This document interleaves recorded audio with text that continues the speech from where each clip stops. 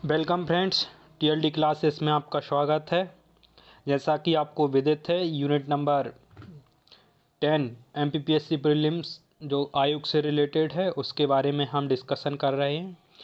साथ ही हमारे चैनल पर अभी तक 4 लेक्चर हो चुके हैं आयोग से रिलेटेड, ठीक, जिसमें निर्वाचन आयोग है ना, मध्य प्रदेश आयोग, यूपीएससी है ना, स्टेट पीएससी, ऐसे हमने 4 आयोग कंप्लीट कर दिए। और आज हम सीएजी के बारे में पढ़ेंगे, है ना, भारतीय लेखा एवं लेखा परीक्षा विभाग के बारे में और डिस्कशन करेंगे, ठीक है।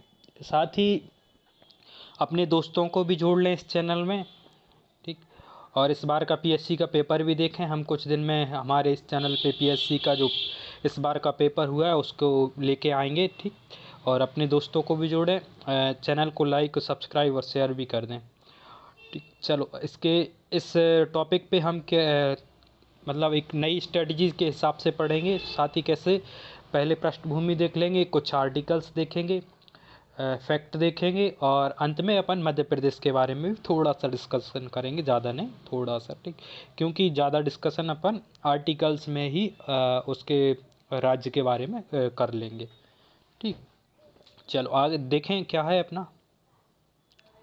इसकी पृष्ठभूमि देख लें। पृष्ठभूमि क्या बोल रही है कि 1753 में इंडियन ऑडिट अकाउंटेंट डिपार्टमेंट की स्थापना हुई। कब हो गई थी इसकी स्थापना? 1753 में किसकी स्थापना हुई थी? इंडियन ऑडिट अकाउंट डिपार्टमेंट की, ठीक। 1858 में महालेखाकार कार्यालय की स्थापना हुई। कब? 1858 में, ठीक। जबकि भारत देश का प्रथम संग्राम कब हो गया था अपना? 1857 में। कहाँ से? मेरठ से स्टार्ट हुआ है ना, मेरठ या सतारा। प्रथम विद्रोह कहाँ? सतारा में हुआ था ना। हाँ, हिस्ट्री का क्वेश्चन हो गया। प्रथम विद्रोह सतारा में, जो कि इस बार के पीएससी के पेपर में भी आया था, ठीक। चलो आगे देख लो क्या है। 1860 में इसके कौन अध्यक्ष को नियुक्त किया गया, जिनका नाम था एडवर्ड डायमंड, है ना, एडवर्ड ड्रेमंड, ठीक। क्या है? सर एडवर्ड ड्रेमंड को पहला ऑडिट जनरल के रूप में नियुक्त किया गया था, ठीक। अच्छा, भारत के कौन करेंगे उसके बारे में भी अपन बात करेंगे। ये कौन से? ब्रिटिश इंडिया के थे, ठीक। कब? 1860 में। 1860 में भारत अंग्रेजों का औपनिवेशिक बात था, ठीक। चलो आगे क्या बोल रहे हैं इसमें। भारत शासन अधिनियम 1935 में संघीय ढांचे में प्रांतीय लेखा परीक्षकों के गठन का प्रावधान किया गया था। अच्छा, 1935 का अधिनियम जो कि हमारे भारत के लिए बहुत अति महत्वपूर्ण था। इसमें एक प्रावधान ये भी था कि हाँ, हम भारत को आज़ाद कर देंगे, सही। चलो आगे देखें, आगे क्या बोल रहे हैं। स्वतंत्रता के बाद भारतीय संविधान के अनुच्छेद 148 में भारत के राष्ट्रपति द्वारा एक नियंत्रण और महालेख परीक्षक नियुक्त किए जाने का प्रावधान किया गया था, ठीक। जब भारत का कॉन्स्टिट्यूशन असेंबली बनी, उसमें असेंबली में ये डिसाइड किया गया कि भारत में क्या होना चाहिए? एक सीएजी होना चाहिए, है ना। क्या होना? नियंत्रण और महालेख परीक्षा नियुक्त होना चाहिए, जिसकी कौन करेंगे? उसको नियुक्त कौन करेंगे? राष्ट्रपति करेंगे, ठीक।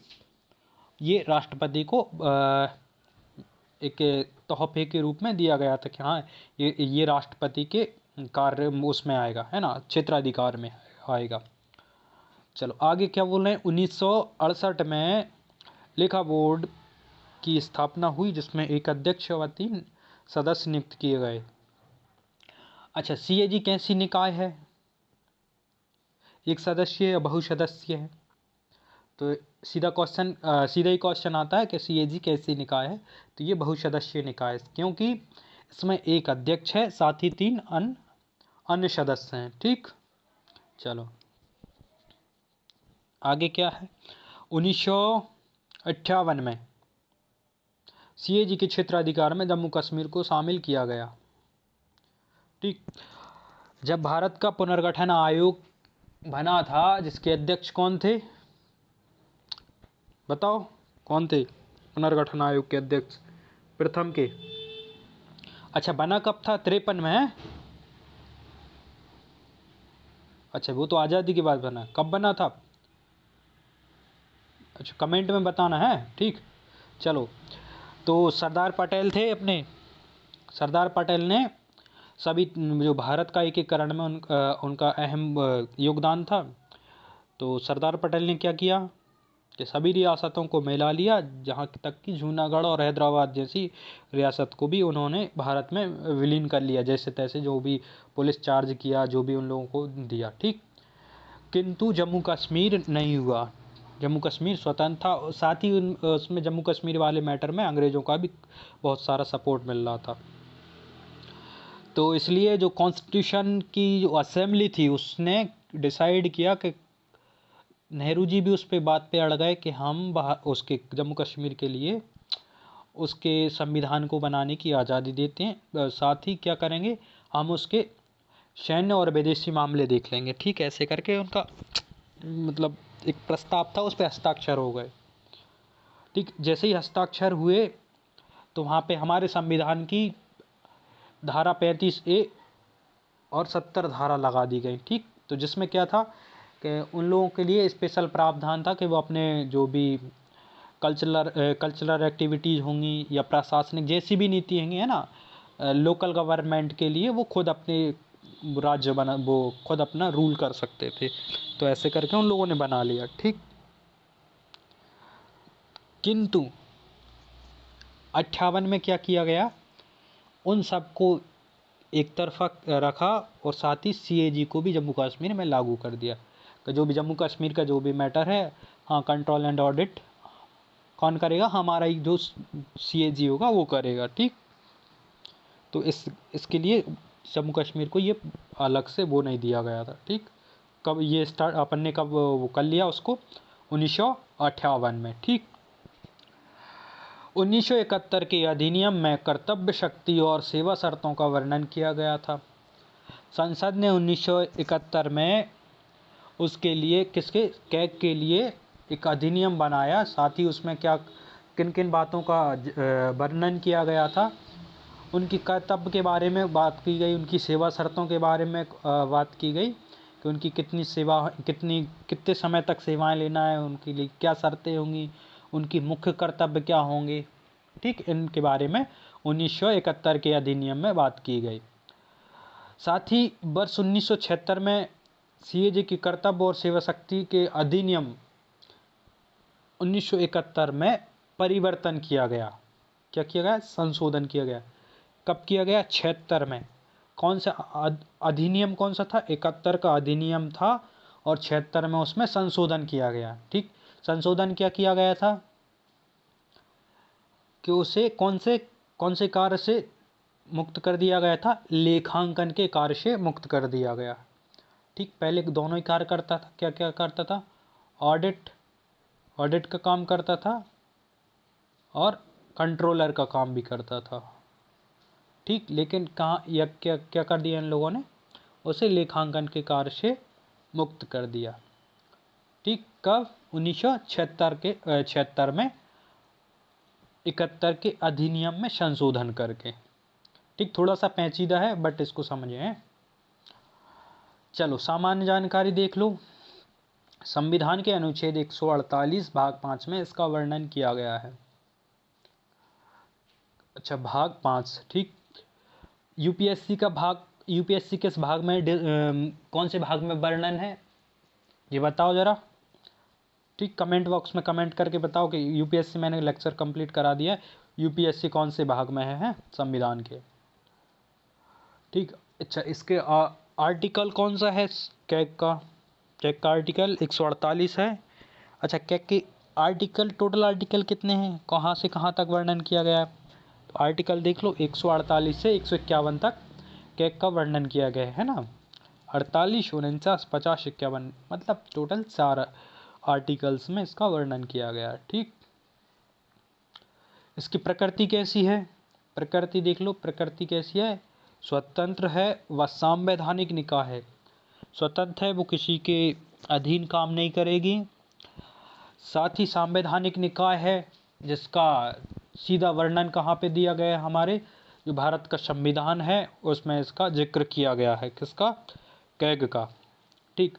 अच्छा, वर्तमान स्वरूप इसे कहाँ से प्रदान हुआ है? वर्तमान स्वरूप हुआ है 26 जनवरी 1950 को। उसी दिन हमारा क्या हुआ था?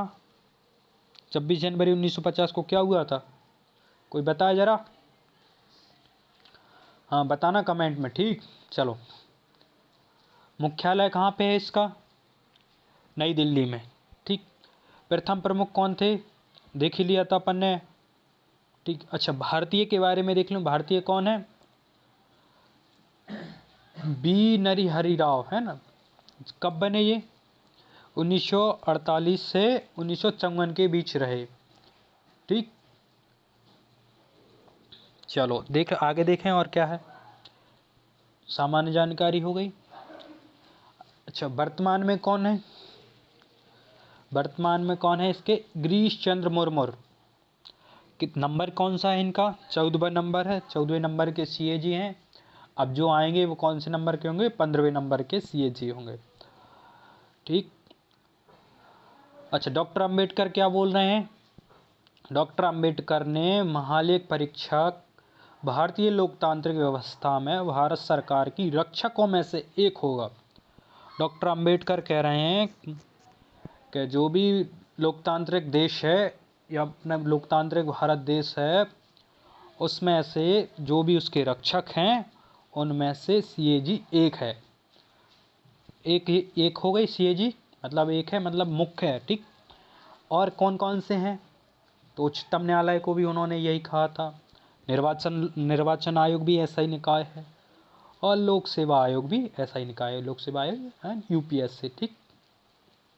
इलेक्शन कमीशन, सुप्रीम कोर्ट और यूपीएससी और सीएजी, मतलब 4 कौन है? भारत के रक्षक हैं। ठीक। जो कौन कौन सी चीज़ों से बचाते हैं लोगों को? न्याय देंगे। ठीक। सिविल न्याय देंगे। भारत में सरकार को चुनने की आज़ादी देंगे। और साथ ही क्या होगा? जो भी करप्ट लोग होंगे उनके बारे में जानकारी रखेंगे और साथ ही उन्हें सज़ा दिलाएंगे। ठीक। ऐसे अपने कौन करके 4 लोग भारत के रक्षक माने गए हैं। ठीक। अच्छा, महत्वपूर्ण अनुच्छेदों के बारे में देख लें। कौन कौन से अनुच्छेद में क्या क्या वर्णन है और क्या क्या बात इन अनुच्छेद में कॉन्स्टिट्यूशन असेंबली ने क्या क्या कहा है। भारत का एक सीएजी होगा। ठीक। ये बात तो सही है कि हाँ, जब कॉन्स्टिट्यूशन में उसका वर्णन है तो सीएजी तो होगा ही। ठीक। नियुक्ति कौन करेंगे? ज़्यादातर नियुक्ति कौन करते हैं? राष्ट्रपति ही करते हैं। जो संवैधानिक पद हैं, लगभग संवैधानिक पदों पे जो भी नियुक्ति होगी वो कौन करेंगे? राष्ट्रपति करेंगे। या राष्ट्रपति ना होंगे तो कौन करेंगे? राष्ट्रपति जैसे नियुक्त कर देंगे कि भाई आप उनकी जाके शपथ ले लो। ठीक। वो अच्छा, शपथ के मैटर में वो बात काम है ना, नियुक्ति तो राष्ट्रपति करेंगे। ठीक। हटाने की प्रक्रिया क्या होगी? सुप्रीम कोर्ट के न्यायालय के न्यायाधीश के समान, जैसे कि महाभियोग जैसी प्रथा लगाई जाएगी इनके ऊपर। ठीक। इस बात का ध्यान रखें, महाभियोग नहीं लगाया जाएगा सीएजी के मैटर में। और वहीं शायद यूपीएससी के मैटर में भी ऐसा ही हुआ था। ठीक ना। तो क्या है कि इसमें महाभियोग जैसी प्रक्रिया लगाई जाती। ठीक। कहीं कहीं लिखा आ जाता है कि महाभियोग लगाया जाता है। ठीक। वो कि जबकि सही नहीं है, अक्सर किताबों में गलत छपा है वो, है ना। तो उस बात का भी ध्यान रखें। ठीक। अगर ये नहीं मिल रहा है कि महाभियोग जैसी प्रक्रिया, वहाँ पे महाभियोग लिखा है तो फिर महाभियोग ही लगाएं। ठीक। चलो, हटाने की प्रक्रिया समझ में आ गई। 148(2) में क्या बोल रहे हैं? सीएजी को अपना पद ग्रहण करने से पूर्व राष्ट्रपति या राष्ट्रपति द्वारा नियुक्त व्यक्ति के समक्ष शपथ ग्रहण करना होगा। राष्ट्रपति ने नियुक्त कर दिया, साथ ही उनके सामने शपथ ले लो। अन्यथा राष्ट्रपति बिजी हैं तो कोई ऐसे व्यक्ति को नियुक्त कर देंगे राष्ट्रपति के, जाइए आप सीएजी की शपथ लेके आइए। ठीक। चलो, इनका कार्यकाल कितने समय का होगा? कार्यकाल 6 वर्ष का होगा। साथ ही अगर 6 वर्ष से पहले भी अगर आपकी 65 वर्ष की आयु हो जाती है तो आप रिटायर हो जाएंगे।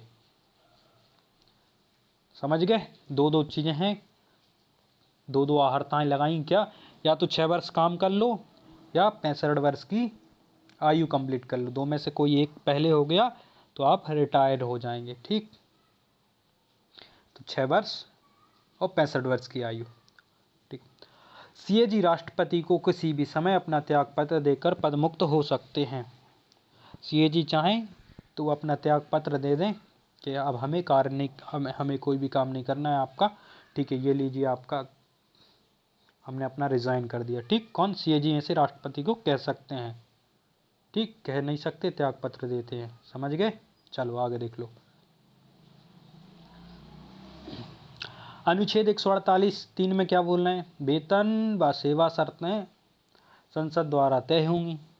संसद को अधिकारी है कि कोई भी संवैधानिक परिवर्तन करना है तो संविधान संशोधन करो और लाओ, उनके नियम बनाओ। ठीक, ये संसद का कार्य है।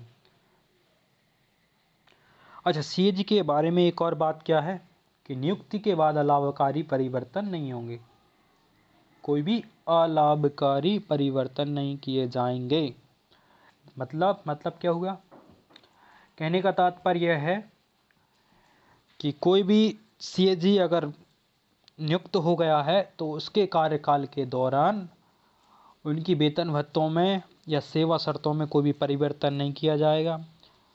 ठीक, जो भी परिवर्तन किए जाएंगे या तो उनसे पहले जब उनका सत्र स्टार्ट हुआ है उससे, या सत्र के बाद जब उनका सत्र खत्म हो जाएगा उसके बाद जो भी नए नियम आएंगे उन पे लागू किए जाएंगे। हाँ, ठीक, पद के दौरान उनसे कोई छेड़खानी नहीं की जाएगी है। नहीं तो उनका ऐसा हुआ कि कोई जिसे पसंद नहीं है ऐसे सीएजी आ गए, मान लो संसद को पसंद नहीं है ऐसे सीएजी आ गए, तो संसद चाहेगी कि उनका वेतन सपाई कम कर दो।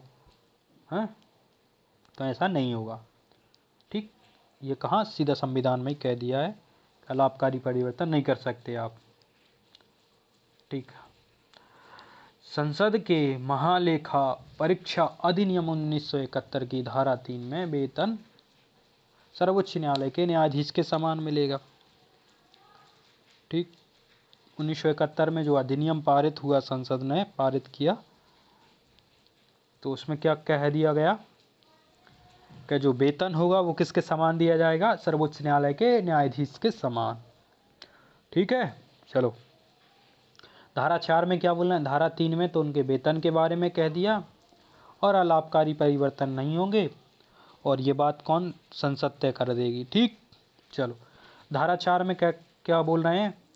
पद व त्याग पत्र का वर्णन किया गया है धारा 4 में। पद और त्याग पत्र का तुम्हें पता ही होगा, किसे पद नियुक्ति कौन करेगा और त्याग पत्र किसे देंगे। ठीक, चलो 48(4) में क्या बोल रहे हैं? 148(4) में सेवानिवृत्ति के पश्चात भारत सरकार या राज्य सरकार के अधीन कोई अन्य पद धारण करने की पात्रता नहीं होगी।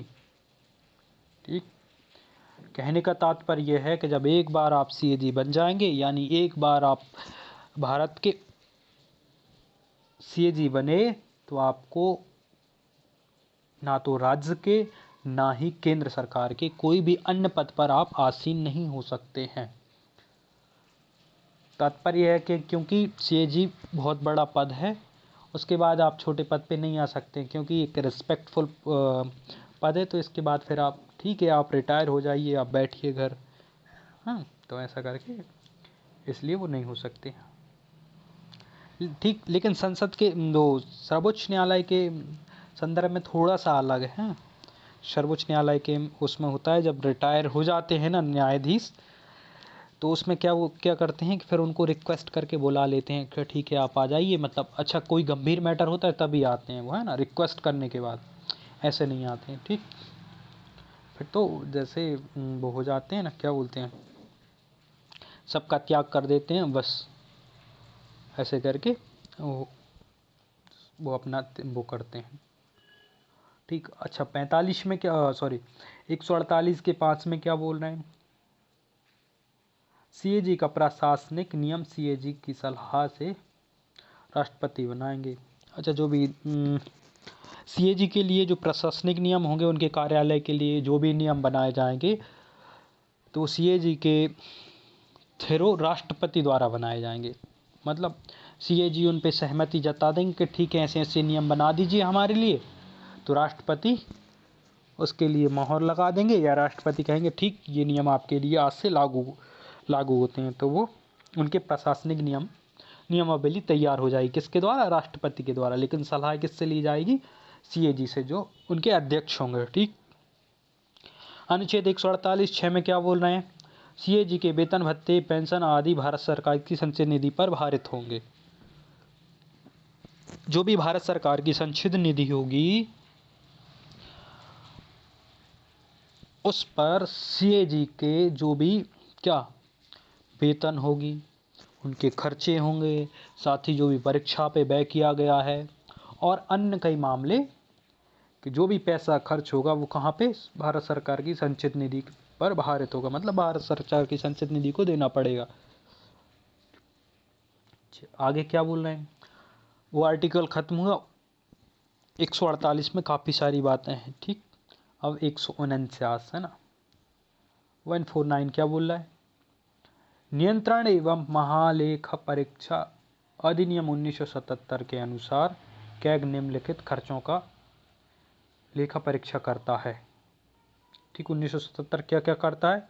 पहला देखो क्या है? भारत की संचित निधि पर भारत केंद्र सरकार तथा राज्य सरकारों के सभी खर्चों का क्या करेगा?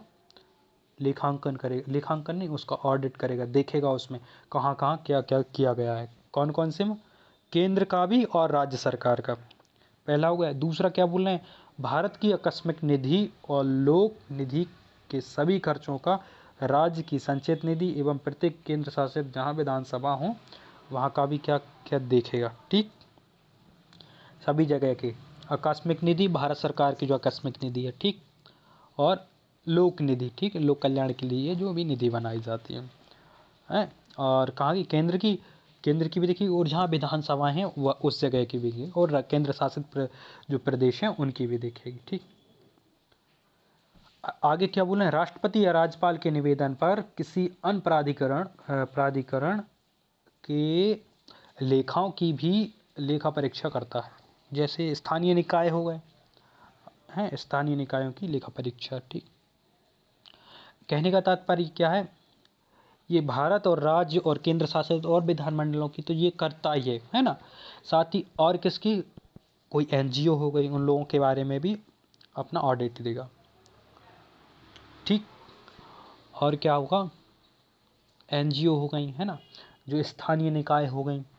ठीक है, स्थानीय निकाय जैसे जो ज़िले में कौन सी होती हैं, नगर पंचायत होती हैं, उनके बारे में भी अपना देख सकता है, उनका परीक्षण कर सकता है। ठीक। ऐसे लोगों के भी वो कौन? कैग जांच करता है। ठीक।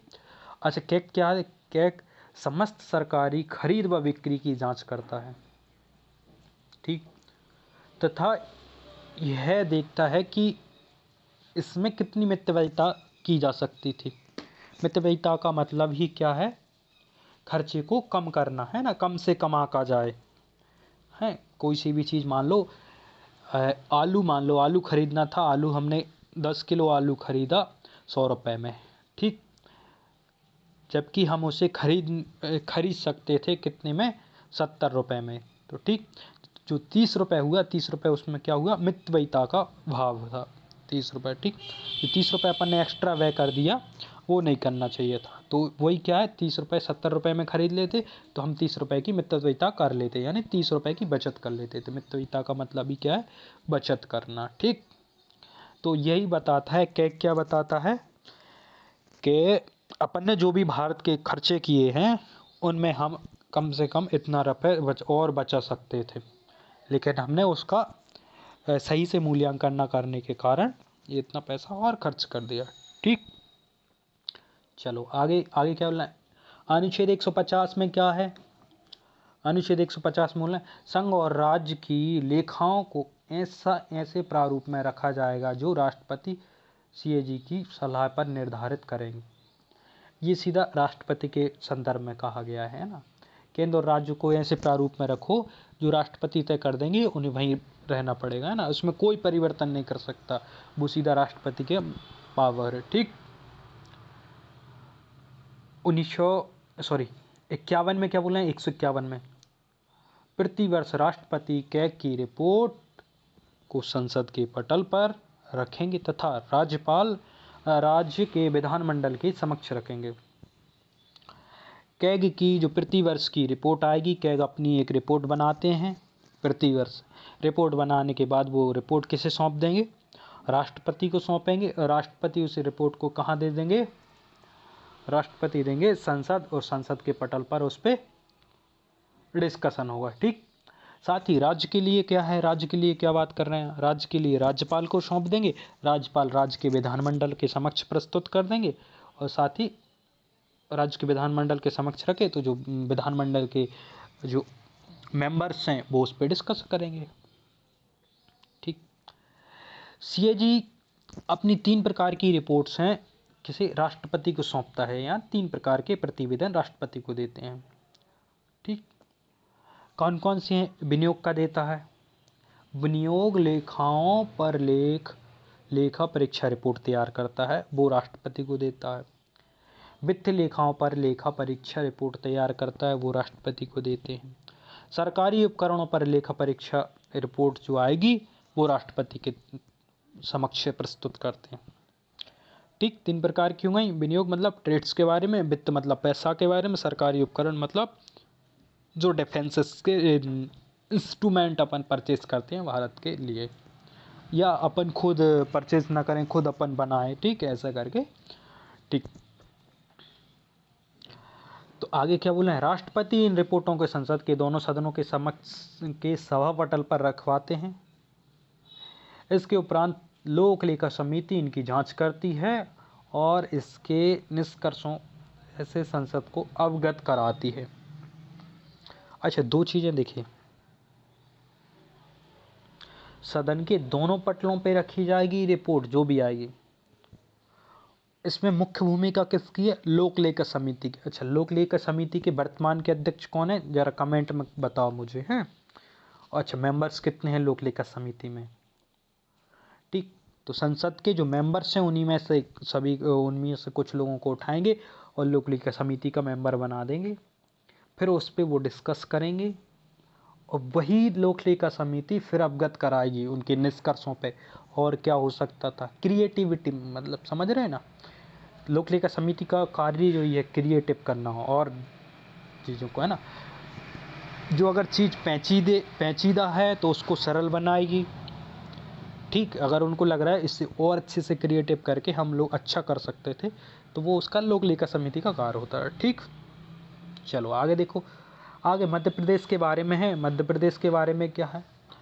मध्य प्रदेश का जो लोक लेखा सीएजी था वो उसकी स्थापना कब हो गई थी? 1985 में की गई थी। ठीक, इसका कार्यालय कहाँ है? ग्वालियर में है। इसका उप कार्यालय कहाँ? भोपाल में है। सिंपल सी बात थी, इसमें कोई वो नहीं है। भोपाल का जो कार्यालय है वो कहाँ, किसके अधीन होगा? उप महालेखाकार के अधीन। ठीक, नॉर्मल सी बात है ना। मध्य प्रदेश का गठन कब हो गया था और उसकी सीएजी की स्थापना कब हुई थी? इसमें काफ़ी सारा डिफरेंस है, इस बात को मद्देनज़र रखना है। नहीं तो क्या है कि गलती कहाँ पे होगी? मध्य प्रदेश का गठन जब हुआ 1 नवंबर 1956, तो उसी के समय लगभग लोग क्या सोचते हैं, उसी के समय हमारा सीएजी कैग बन गया था। क्योंकि 1935 के एक्ट में भी प्रांतीय जो कैग थे उनके बारे में डिस्कशन किया गया था। तो इस चक्कर में आप ऐसा ना करें। जबकि मध्य प्रदेश का कब हुआ था गठन 1956 में, और कैग की स्थापना कब हुई थी? 1985 में। ठीक, कार्यालय आपको पता ही चल गए। ठीक, चलो ठीक है, थैंक यू। आज के लिए बस इतना ही काफ़ी है ना। Thank you and thank you for watching my video. Like, subscribe and share with your friends and watch my lecture number 6th। ठीक, साथ ही हम जब ये पूरा कंप्लीट कर लेंगे क्या आयोग, फिर उसके बाद मुझे बताओ यार कमेंट में कि और क्या पढ़ाना है मुझे, किसके ऊपर और लेक्चर बनाऊँ है।